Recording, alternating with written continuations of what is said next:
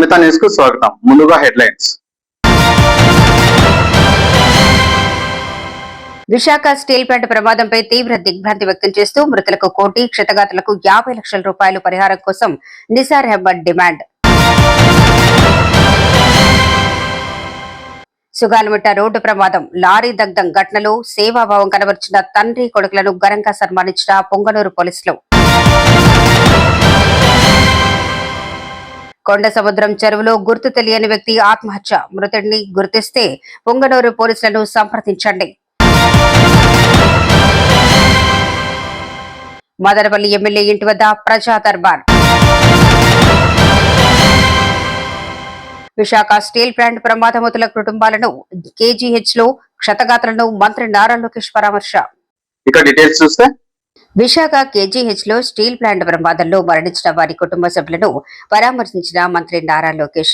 Visakha KGH లో steel plant ప్రమాదంపై తీవ్ర దిగ్భ్రాంతిని వ్యక్తం చేస్తూ ఉదయమే విశాఖ చేరుకుని ప్రమాదంలో మరణించిన వారి కుటుంబ సభ్యులను పరామర్శించి వారికి ధైర్యంగా ప్రభుత్వం ఉంటుందని భరోసా కల్పిస్తూ 7 హిల్స్ కిమ్స్ ఆసుపత్రిలో స్టీల్ ప్లాంట్ ప్రమాద క్షతగాత్రులను, వారి కుటుంబ సభ్యులను పరామర్శించారు. అనంతరం స్టీల్ ప్లాంట్ ప్రమాద స్థలాన్ని పరిశీలించారు. ప్రమాదం జరిగిన తీరును అడిగి తెలుసుకున్నారు. కార్మికులతో మాట్లాడి అన్ని విధాలా అండగా ఉంటామని భరోసా ప్రభుత్వం ఉంటుందని భరోసా కల్పించిన మంత్రి నారా లోకేష్. ఇక డీటెయిల్స్ చూస్తే విశాఖ స్టీల్ ప్లాంట్ ప్రమాద మృతుల కుటుంబాలకు 1 కోటి రూపాయలు, క్షతగాత్రులకు 50 లక్షల పరిహారం ఇవ్వాలి. నిసార్ అహ్మద్ డిమాండ్.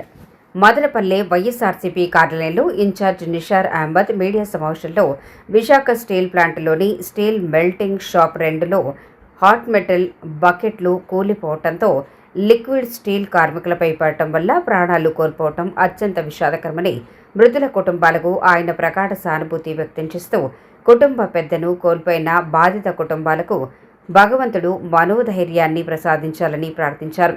ప్రమాదంలో గాయపడిన కార్మికులకు అత్యుత్తమ వైద్య సేవలు అందించి వారి ప్రాణాలను కాపాడేందుకు అన్ని చర్యలు తీసుకోవాలని ప్రభుత్వాన్ని కోరారు. ఈ ప్రమాదంలో 8 మంది మృతి చెందడం బాధాకరమని, వారి కుటుంబాలకు ప్రభుత్వం 1 కోటి రూపాయలు, గాయపడిన వారికి 50 లక్షల రూపాయల పరిహారం ఇవ్వాలని డిమాండ్ చేశారు. జగన్మోహన్ రెడ్డి సీఎంగా ఉన్న సమయంలో పాలిమర్ ఫ్యాక్టరీలో ప్రమాదం జరిగితే 1 కోటి పరిహారం ఇచ్చిన విషయాన్ని గుర్తు చేశారు. పారిశ్రామిక సంస్థల్లో కార్మికుల భద్రతా ప్రమాణాల అమలులో ఎటువంటి నిర్లక్ష్యానికి తావు ఉండకూడదని పేర్కొన్నారు. భవిష్యత్తులో ఇలాంటి ప్రమాదాలు పునరావృతం కాకుండా కట్టుదిట్టమైన భద్రతా చర్యలు అమలు చేయాలని సూచించారు. మనకు వచ్చిందో మనం తప్పించుకోవచ్చు, మనం ఎట్లయినా చేతులు దులుపుకోవచ్చు అనే ఉద్దేశంతో ఇది ముందుకు సాగుతూ ఉంది. ప్రైవేటైజేషన్ మీద ఎక్కువ ఇది చూపిస్తోంది. కానీ ఇక్కడ ఉండే ఆంధ్ర రాష్ట్ర ప్రజలందరూ కూడా విశాఖ హక్కు మన హక్కు అనే టైప్లో పోరాడుతూ ఉంటారు. కాబట్టి ఇంకా గత్యంతరం లేక వాళ్ళు ఏం చేస్తూ ఉంటారంటే చెప్పకుండానే దీనికి వచ్చిందనో అన్ని రకాలుగా మెయింటెనెన్స్ సరిగ్గా చేయకుండా, దాని మీద ఇంట్రెస్ట్ చెప్పకుండా, అసలు ఏ అవగాహన లేని డైరెక్టర్ని కూడా ఆడ అపాయింట్ చేసి ఎటువంటి ఇది లేకుండా అది చేసిన దానివల్ల దాని ప్రతిఫలంగా ఈరోజు వచ్చిందను కార్మికులు ప్రతిఫలం చూసే పరిస్థితి వస్తుంది. చాలా బాధాకరమైన విషయం. అదే జగన్మోహన్ రెడ్డి గారు అయితే ఇంతకుముందు మా అన్న విఎస్ రెడ్డి అన్న చెప్పినట్టు పాలిమర్స్ దీంట్లో దుర్ఘటన జరిగింటే 1 కోటి రూపాయలు ఎక్స్గ్రేష్ ఆఫర్ కట్టించి అప్పటికప్పుడే మొత్తం క్యాడర్ను పంపించి వాళ్ళ మీద మంచి చెడ్డ చూసి కార్మికుల గురించి కార్మికుల పక్షపాతి జగన్మోహన్ రెడ్డి గారు. ఆయన వైఎస్ఆర్ కాంగ్రెస్ పార్టీ స్థాపించిండే వైఎస్ఆర్ కాంగ్రెస్లోనే ఎస్ అనేది వై అనేది యూత్ అయితే ఎస్ అయితే శ్రామిక అంటే కార్మికుల మీద అంత మొక్కు చూపే వ్యక్తి ఆయన. ఎందుకంటే కార్మికులు లేనిదే ఈ దేశం అనేది కానీ ఏది కూడా పురోగతి చెందదు. దాని మీద స్టికాన్ని నడిపే వ్యక్తి జగన్మోహన్ రెడ్డి గారు. ఈరోజు ఆయన ఆ రకంగా చేసినారు. ఇప్పుడు కూడా వైజాగ్ స్టీల్ ప్లాంట్ ఈ దుర్ఘటన జరిగింటే ఆ సరౌండింగ్లో ఉండే మొత్తం స్కాడర్ని అందరినీ వచ్చేసి మీపై హెల్ప్ చేయండి, కార్మికులు నా సొంత మనుషులు, నా కుటుంబ సభ్యులతో సమానము, ఆడపై వర్క్ చేయండి, వాళ్ళకి మంచి చెడ్డ చూడండి అని చెప్పి కూడా మొత్తాన్ని కూడా అందరినీ మొబిలైజ్ చేయడం నిజంగానే మేము ఆ పార్టీలో ఉన్నందుకు మేము గర్వపడుతున్నాం. మా నాయకుడి గురించి మేము నిజంగానే మా మనస్ఫూర్తి నుండి మనకు చాలా సంతోషంగా మేము ఆయన మీద ఫీల్ అవుతున్నాం. కాబట్టి ఈ ఉండే ప్రభుత్వం కూడా ఎక్స్గ్రేషియా కూడా ఇంతకుముందు 1 కోటి రూపాయలు ప్రొఫిట్ కేవలం 25 లక్షలతో సెంట్రల్ గవర్నమెంట్ చేసి చేతులు దులుపుకునింది. ఈ స్టేట్ గవర్నమెంట్ కూడా ఎటువంటి కూడా దాని మీద పక్షం లేదు. వీళ్ళు కూడా ఫైట్ అవుట్ చేసి మేము కూడా 1 కోటి రూపాయలు చేద్దాము అనే టైప్లో ఎటువంటిది ఇది లేదు. ఈరోజు 8 మందికి చనిపోతే 8 కోట్లు అనేది నెగ్లిజిబుల్ స్టేట్ గవర్నమెంట్. ఎందుకంటే అది గౌరవం ఇచ్చే గౌరవమైన అది అట్లా ఇవ్వకుండా మీరు ఓన్లీ 25 లక్షలతో చేతులు దులుపుకున్నారు. తీవ్రంగా మేము దీన్ని ఖండిస్తున్నాం.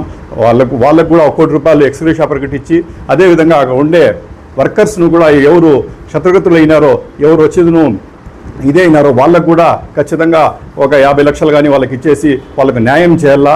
అది కాకుండా ఏ స్టెప్ కూడా దానికి కరెక్ట్ అయిన మెయింటెనెన్స్ చేయాలా.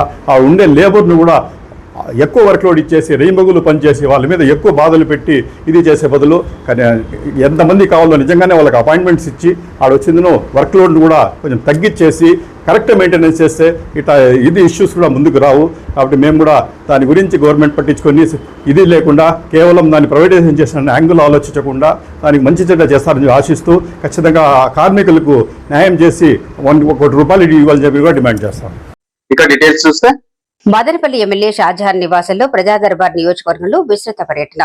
మదనపల్లి ఎమ్మెల్యే షాజహాన్ బాషా నివాసంలో ఉదయం తన ఇంటి వద్ద నిర్వహించిన ప్రజా దర్బార్ కు హాజరైన ప్రజల వద్ద నుండి ఫిర్యాదులు విని వెంటనే సంబంధిత అధికారులకు సమస్యను పారదర్శకంగా పరిష్కరించాలని సూచించారు.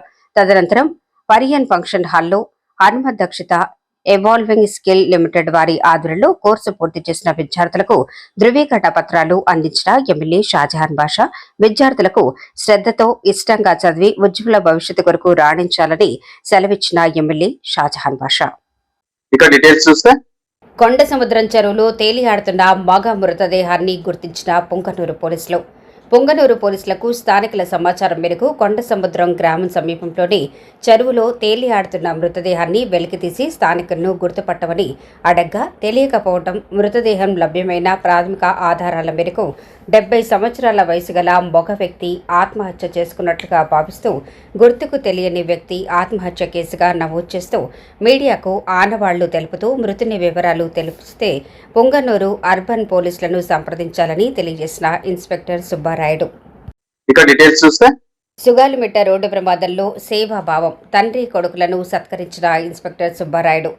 అన్నమయ్య జిల్లా పొంగనూరు మండలం సుగాలిమిట్ట ఘాట్ వద్ద ఈ నెల 6వ తేదీ రాత్రి 10 గంటల సమయంలో 2 భారీ వాహనాలు ఎదురెదురుగా ఢీకొని లారీ క్యాబిన్ దగ్ధమైన ఘటనలో జాతీయ రహదారిపై భారీగా ట్రాఫిక్ స్తంభించి వాహనాల రాకపోకలకు తీవ్ర అంతరాయం ఏర్పడిన ఘటనా సమయంలో బోడేవారిపల్లి గ్రామం చెందిన కె భూపతి మరియు ఆయన కుమారుడు మోహిత్ కుమార్ వెంటనే స్పందించి హిటాచీ యంత్రాన్ని సంఘటనా స్థలానికి తెప్పించి ప్రమాదానికి గురైన 2 లారీలను రహదారి పక్కకు తొలగించి ట్రాఫిక్ను పునరుద్ధరించడంలో కీలక పాత్ర పోషించారు.